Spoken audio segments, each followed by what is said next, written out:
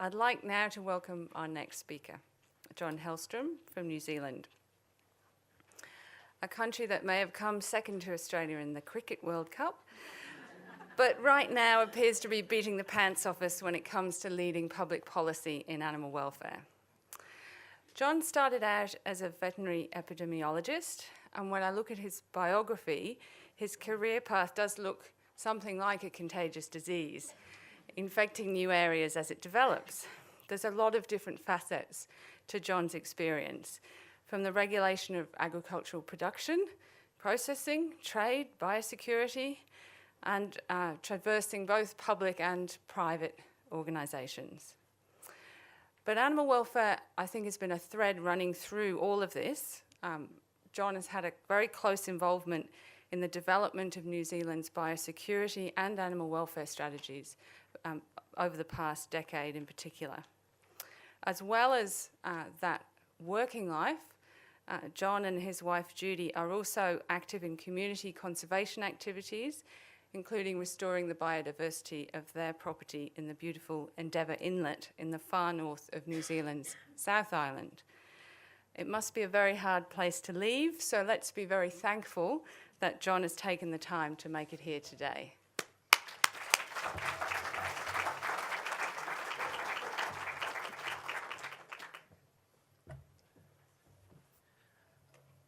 I can only start by saying what an honour it is to be here to follow Hugh's fantastic presentation, and how much respect I've had for his work over many, many years from New Zealand as well.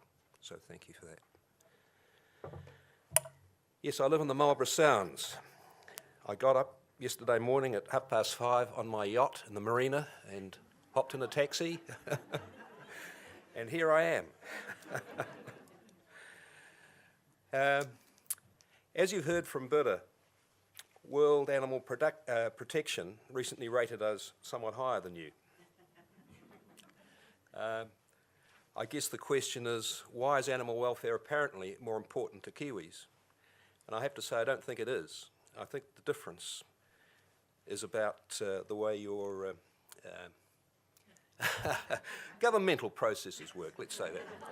So I'm not going to have a 30-minute or 25-minute discussion on what's wrong with the Australian system. I thought instead it would be helpful to you to understand something about my personal journey through animal welfare, because I think it's a proxy for what's been happening in New Zealand society, and I absolutely echo Hugh's words. Over the last 50 years that I've been involved in veterinary science, we've seen a huge shift in public attitudes to animal welfare.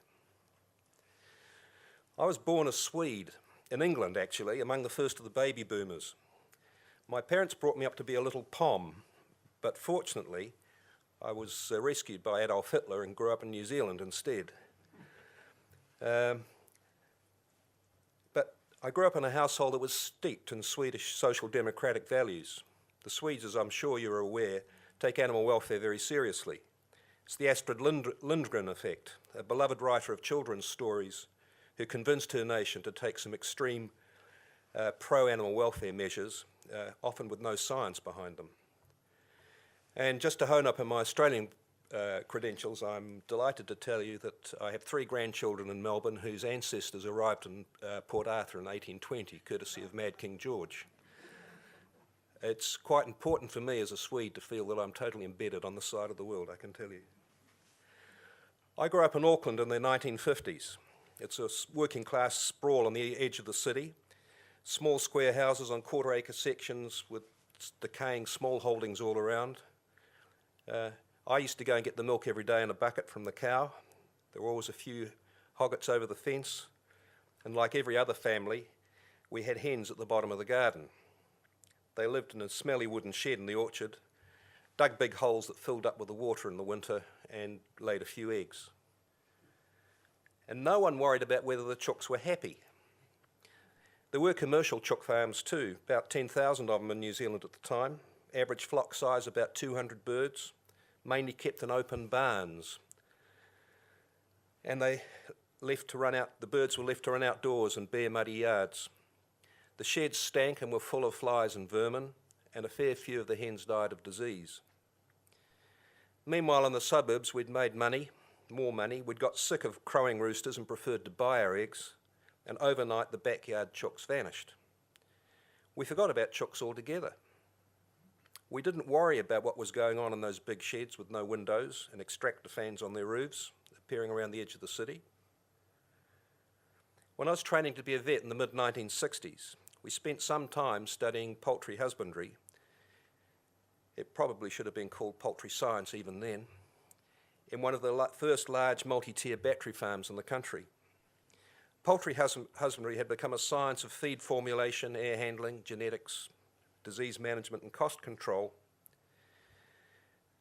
Intellectually fascinating, but not particularly interesting for a young vet student keen on working with animals.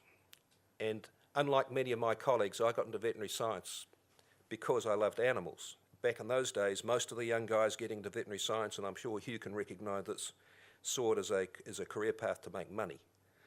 But yeah, it was love of animals that got me into veterinary science, and my parents also had some problems with that. But looking at those chicken sheds and going back to that time, I do know that I never ever thought, never questioned why we were taking sentient animals and turning them into egg-producing machines. It didn't cross my radar. I could see it happening, but I just wasn't sensitive enough to pick it up. My animals were cows and horses and dogs and cats, but chooks were just chooks. Like me, most Kiwis, if they thought about it at all, didn't worry about it very much either. It didn't seem very modern, and it all seemed very modern and efficient. And it wasn't only chooks. In the 1960s and 1970s, New Zealanders didn't fret much about where bacon came from, or what happened to bobby calves, or how animals were dehorned or castrated, or turned into food. In fact, the only animal welfare issue on our radar at that time was vivisection. In 1975, although I wasn't aware of it at the time, a fellow baby boomer, Peter Singer, had written a book that was going to change the way the world thought about how we should look after animals. Although there was some activism from animal vivisectionists in New Zealand at the time, it was lobbying from the New Zealand Royal Society, and especially from Dr. Cam Reed, who was an animal researcher and vivisectionist himself, that resulted in 1983 in an amendment to the Animal Protection Act to regulate vivisection. New Zealand became one of the first countries in the world to adopt a comprehensive animal ethics regime, while in many countries researchers were totally opposed to regulation. The animal ethicist Bernie Rollin has written eloquently about the confrontations he had with researchers in the US who were in denial about the animal suffering they were causing. Australian states adopted similar approaches soon after New Zealand, and there remains a strong alignment between our regimes to regulate animal testing. In this area, at least, you still get the highest ranking from WAP. In hindsight, how we got there is very informative. Animal users need to engage with society and address animal welfare concerns. Our researchers wanted to continue experimenting with animals, but saw the price was to accept regulation. Regulation that constrained use, provided independent oversight, and required transparency. This was a powerful early example of how to gain social license to operate. By and large, New Zealand has followed this approach to get public approval for the way we use animals.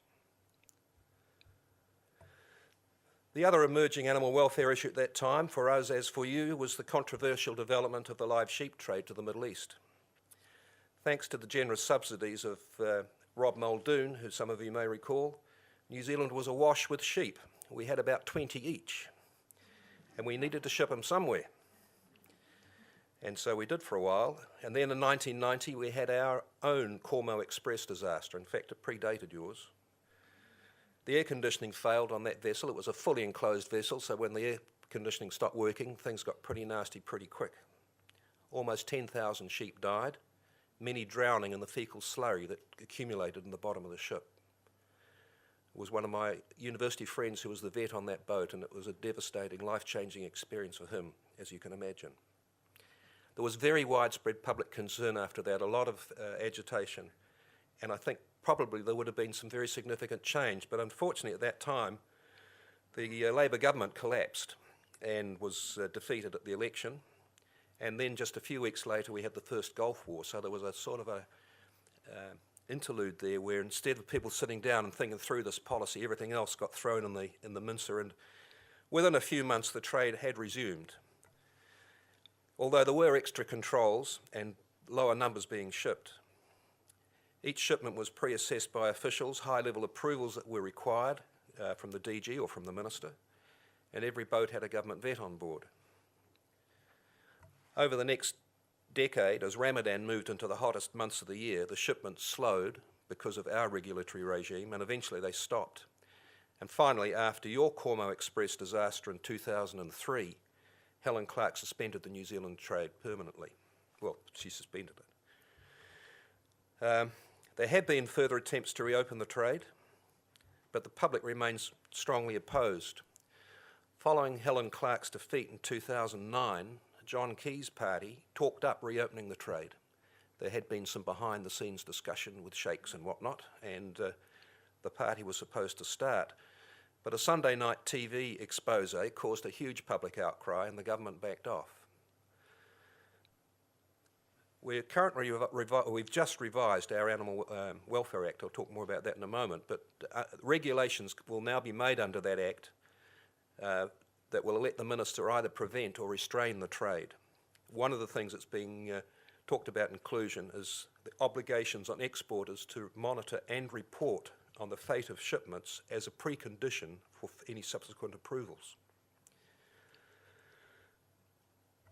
It's true this policy is solidly based on concerns about reputational risk to our pastoral exports rather than altruistic animal welfare concerns. It's probably an important difference between our countries. New Zealand is very concerned about protecting our New Zealand Inc. brand. Reputational risk is taken very seriously in many areas, not just animal welfare.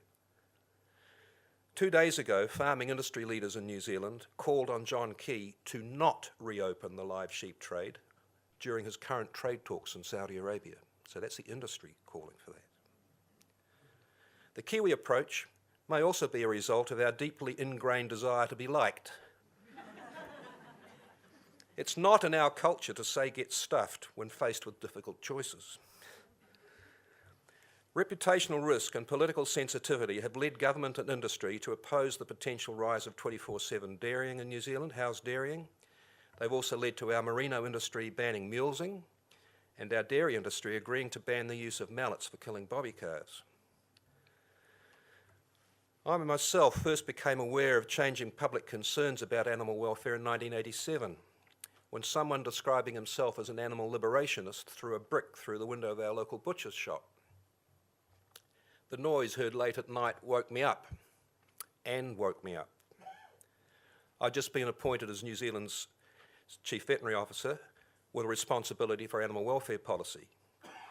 And I suddenly could see the advancing tidal wave of public concern about animal welfare and about factory farming. Ruth Harrison had published her pioneering book, Animal Machines, in 1964. More than 20 years later, activists in New Zealand were now taking up the case against intensive farming systems there too. I was very busy at the time rebuilding our biosecurity system.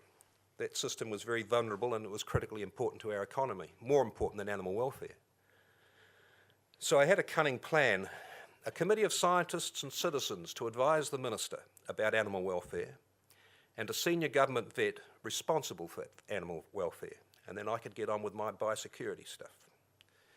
That vet was the late David Bayvell, who was to have a major impact on animal welfare policy, both in New Zealand and later around the world through his work with the OIE. The plan worked really well, at least for the rest of the time I was CVO. The committee, chaired by one of my old professors, David Blackmore, responded to the animal welfare heat from society and started developing codes of welfare. And David Bayvell got on with building the networks to replace our outdated Animal Protection Act.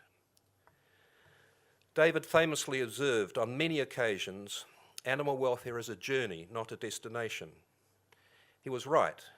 Societal values have moved a long way over the 50 years since I started my vet studies, even amongst old farts like me, and they're still moving. However, my cunning plan of 1989 had an unforeseen flaw. 20 years later, I became the next old codger to be appointed as chair of NAWAC, the Minister's National Animal Welfare Advisory Committee. And we had some big issues to deal with. Both the pig and poultry welfare codes were up for review, and both were under siege from a well-organised animal rights lobby. I could no longer ignore the great factory farming debates. My immediate predecessor as chair of NAWAC was Peter O'Hara, a personal friend and a gentleman and scholar. He'd received some rough handling on Prime TV because he was honest enough to say there were pros and cons with intensive pig farming systems, in spite of shocking film footage of dead and suffering pigs that had been obtained by activists. The interviewer asked Peter how he thought sows felt about the way they were treated. Did they care? Peter politely replied along the lines, "I don't know, maybe you should ask them." It wasn't a good response to an aggressive frontman who was not at all interested in the complexities of animal behaviour. I'd not stepped inside a piggery for almost 30 years, so I hadn't really seen modern intensive production systems on a large scale. I was very disturbed to see the vacant eyes of crated sows who were spending their entire adult lives unable to ever turn around. I've never doubted the sentience of pigs. Wild or domesticated, they're impressive animals. As Churchill observed, dogs look up to us, cats look down on us, and pigs treat us as equals. I even once, God help me, seriously thought about being a pig farmer, but I was saved by a good woman. So I was keen to lead the change in our welfare codes that's seen the abolition of gestation stalls and a significant reduction in the use of farrowing crates. Sows in New Zealand now spend the majority of their lives in group housing or outdoors. We were fortunate to have a minister, David Carter, and a parliament who strongly supported these changes. Our next task was to review the layer hen code of welfare, which still allowed for battery cages. And as you might have read in the little bio in the book, I must declare that I'm a small-scale chicken farmer. I have a quarter share of 10 chooks and a rooster. The first pullets arrived the same week as the Minister's office rang to ask me if I'd share NAWAC. I've learned a great deal from those birds. The flock, based on bog standard shavers, brown shavers, is now of rainbow composition. Laying half-heartedly, they've taken over the orchard, subdued the dogs, and learned how to roll rocks over on the beach to catch crabs. Only a few days after they had arrived, they did something that left me with no doubt of their sentience. After 100 generations of selective breeding within fully housed systems and without any benefit of any maternal imprinting, they knew to panic the moment the local falcon appeared. 7 pullets all trying to squeeze through the same pop hole at the same time left me in no doubt that chooks' brains were a little more complicated than I'd thought.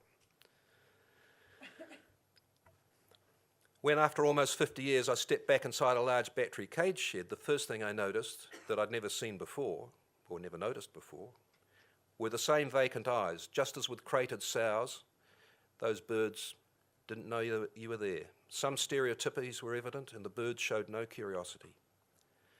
My personal observation is that these signs are not seen in enriched colony cages. There birds are alert, busy and curious. They certainly use the cage facilities, nest boxes, scratch pads and perches, and they display mock dust bathing behaviour.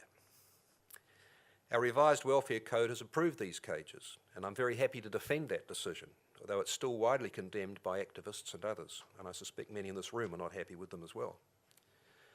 One protester set himself up in a mock cage near the site of the trial. He sat inside a box made of steel mesh with a tarpaulin over the top. He told the media that the pen was so small that he couldn't sleep full length. I'm sure he didn't know that hens sleep sitting up. He also described the sham dust bathing provided in the cages as about as useful as taking a dry shower. An interesting analogy, says it's unlikely he'd ever tried those two things. Animal rights advocacy and activism has nevertheless played a significant role in the development of animal welfare policy in New Zealand. Activists, with strong support from the media, were very influential in getting the pig industry to accept they had to move on sow gestation stalls.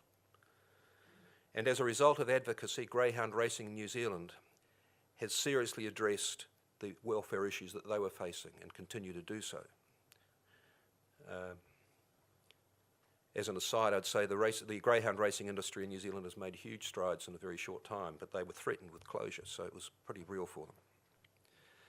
Successive governments have become more and more sensitive to public concerns about animal welfare, and the New Zealand public are concerned. Animal welfare is consistently one of the major topics of correspondence to the Prime Minister and to the Minister of Primary Industries. During my years as a public servant or in public service, I've worked with 9 ministers of agriculture from the left and the right, and all have taken animal welfare seriously. Over the last 25 years, successive New Zealand governments have also been responsive to the welfare concerns of the general public, and they've been quite proactive. The Conservative National Government of the 1990s passed a very progressive Animal Welfare Act. This had substantial bipartisan support and saw the key involvement of 2 vets, Catherine Smith, the President of the New Zealand Veterinary Association, and Pete Hodgson, who was the opposition science spokesperson, working together to get the content of the Act resolved. This Act was one of the first in the world to enshrine the so-called 5 freedoms, John Webster's 5 freedoms, to define animal welfare. It was also one of the first to provide substantial protections for the use of non-human hominids in research. It also enshrined NAWAC, which previously had been operating as an ad hoc committee, and it gave NAWAC the key role of advising the Minister on codes of welfare. In my view, this committee, which provides direct advice to the Minister, is an extremely important part of the success of our animal welfare system. It's the last bastion of free and frank advice, now often lacking from our politicised bureaucracies, where officials try to second-guess what ministers want to hear. During the policy development for drafting the recent Animal Welfare Amendment Bill, MPI officials made a determined effort to reduce the role of NAWAC and of codes of welfare. But because we had very strong support from industry, including the pig and poultry industries, NAWAC was retained and its role has been strengthened in the amendment bill which was enacted yesterday. One of the reasons for resistance from officials to NAWAC was the belief that we'd really got about as far as we needed to get on animal welfare. We didn't need any more standards. It was about right. A total rejection of the Bayville insight. The officials were also concerned about NAWAC pushing for the inclusion of a recognition of sentience in the Act, because they thought this might result in one day having to think about providing for positive experiences for animals rather than just bearable ones. In spite of our efforts, the bill was drafted with no recognition of sentience. But many submitters to the Select Committee sought that recognition. NAWAC submitted, "The Animal Welfare Act should be the place where society is reminded of this quality of animals. Recognising their sentience is central to understanding how we should treat them. NAWAC responds to the question, why recognise sentience, by asking why not?" The bipartisan Select Committee was convinced and unanimously supported the change. I've been told NAWAC's support was what got it over the bar. As a result, the bill enacted yesterday includes in its preamble that the Act is, firstly, to recognise that animals are sentient, and then it lists its other purposes. So New Zealand becomes one of a small group of countries to have made this important symbolic step. During the time I was working with the poultry industry developing the current poultry code, I finally met Bernie Rollan. Bernie's wisdom and his staunch defence of animal welfare had a major influence in my views. I quote him frequently, most recently last month to a parliamentary select committee looking into the welfare of greyhounds.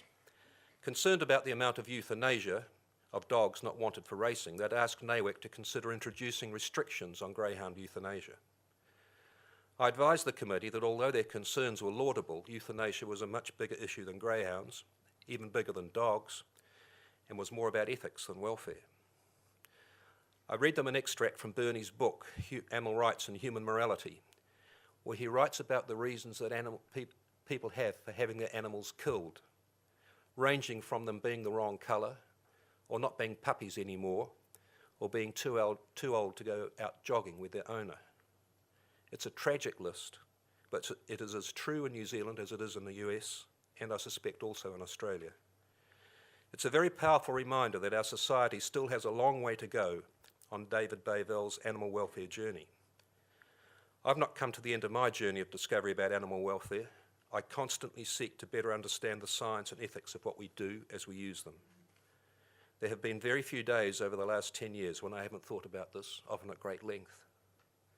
I still don't know whether animals care about the way they're treated, the question that Peter O'Hara was asked. But I know a lot of people that do care, and I've become one of them. Thank you.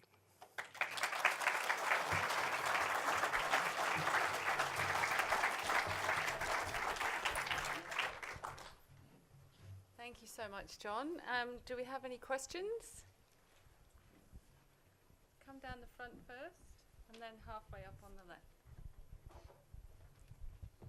Thank you, John. My name's Nicola Bynan from World Animal Protection, and you can pay me later for your score in the API index. No, I joke. You talked about industry lobbying for the retention of NAWAC, and I wondered if you could elaborate a bit more on what industry and business see as the benefits of having strong national leadership on animal welfare. I think the number one reason is distrust of a bureaucracy setting rules. They see with NAWAC, and we do set standards. And now with the amendment bill that was passed yesterday, enacted yesterday, we will also be the first point of advice on regulations. We won't write regulations, but no regulation will be able to be promulgated without NAWAC's advice one way or the other. We've built up a lot of trust with industry over the years. They see it's a place where they can come and have pretty serious discussions. We had litigation and other things flowing when we were talking about battery cages and sow crates, but the fact is that the industry knew that was the best place they could possibly come and have those debates. They wouldn't get the same sort of people listening to them and debating with them and looking at the pros and cons as they could get with that committee. NAWAC is an interesting beast. It's 11 members. The Act sets a range of qualifications that you need to have to be there, including animal rights or animal welfare advocacy. And although we get criticised for being pro-industry, if you look at the makeup, it's pretty well balanced. And certainly most of the members of NAWAC have got pretty strong animal welfare views as well. But we also are pragmatic. We have to be. We can't change the world overnight. It's a journey. But I think that's, and short answer to your question is it's trust. And I was blown away by the support, particularly when we were right in the throes of this battery cage debate with the chicken farmers, and they said, no, we've got to have NAWAC.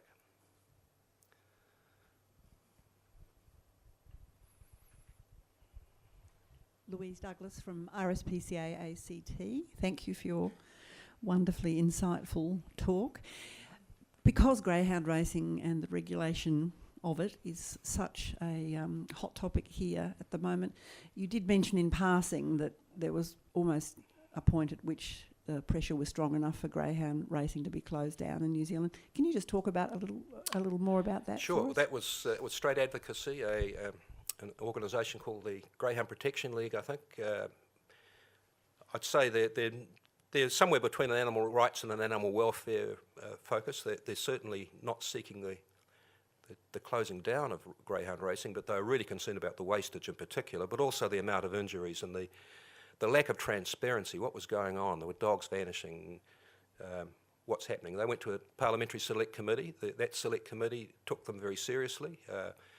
They invited NAWAC to submit to the committee, and at the same time they were talking to the Minister of Racing, and the greyhound industry got a pretty strong message that if they didn't lift their game, they may well end up without being able to continue.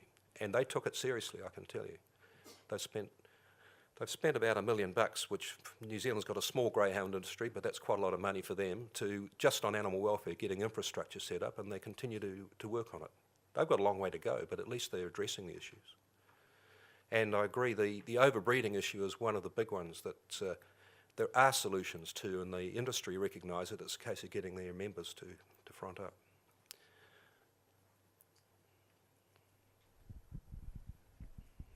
Do we have another question? Okay, yep, just here. John, Janet Howan from RSPCA Queensland. I would just like to commend your restraint with not giving a dig back about the cricket, because I have a feeling that come rugby season it's probably going to be a very different scenario. However, I'm interested. I know it's a completely different topic, and I doubt we'll have time to really get much info on it, but leading on from Jan's discussion about the camels earlier, in relation to native wildlife in New Zealand, I know you have significant issues with possums and a very controversial 1080 program and that sort of thing. I just wondered if you had any sort of update for us on, the current status of those kinds of issues. Well, as far as the 1080 program is concerned, that's going to play. But as far as animal welfare and pest control is concerned, it's now being taken very seriously. A lot of the research that's gone into baits, or indeed into better using 1080, has been partly about trying to reduce the adverse animal welfare. But any trap that's registered for use in New Zealand now has to go through a testing regime, and if it doesn't meet certain requirements, it's not registered. So there is a code of standard for traps, but I believe you have similar things here too. Yep. Does anyone have a microphone already? No? Okay. Just on in the... Thanks, John, for Ben David, RSPCA Victoria. Thanks, John, for excellent presentation. Probably my take-home message is that we need to learn from New Zealand to train our politicians better. We need to elect the right ones, because that's the only way we will get an outcome, especially as we've seen with the demise of Oz just a few years ago. We've elected the wrong one, and we've gone a million years backwards. Well, far be it for me to talk about the husband of a New Zealander, but yes, animal welfare in New Zealand has not really been a political issue of the left and right. Live sheep trade, possibly, but in general, some of our most extreme right-wing politicians espouse and appear to comply with some pretty high animal welfare standards. We have one politician, or ex-politician, John Banks, who's still in trouble for various things, but he's been pretty much an animal rights position. Trevor Mallard, who is a Labor member, currently Deputy Speaker of the House, has got almost animal rights credentials. So, I mean, we've got people in Parliament who have quite strong views, and then we've had a lot of people like Peter Hodgson and so on, and Yvette I referred to, who took animal welfare leadership in the House, so we've been lucky. The other thing, of course, which is very different between New Zealand and Australia, is we're a unicameral, small parliament, and New Zealand's got the same population as Melbourne, so things can happen quickly, and they generally seem to happen in the improving direction rather than going backwards. And I guess you've got this example here of Tasmania, which sits down on the South Seas and no one takes much notice of, who've got quite progressive animal welfare legislation compared with some of the larger states that have got maybe more economic issues at stake. So I think that's part of it. The other thing I have reflected on all the time as I've been thinking of this talk is that it's no reflection on the advocacy. I think you've got fantastic animal welfare advocacy and animal rights advocacy in Australia. I see the stuff that was done on dairy housing here, for example. It was quality work. So it's not about the advocacy, it is about your politicians. I agree with that.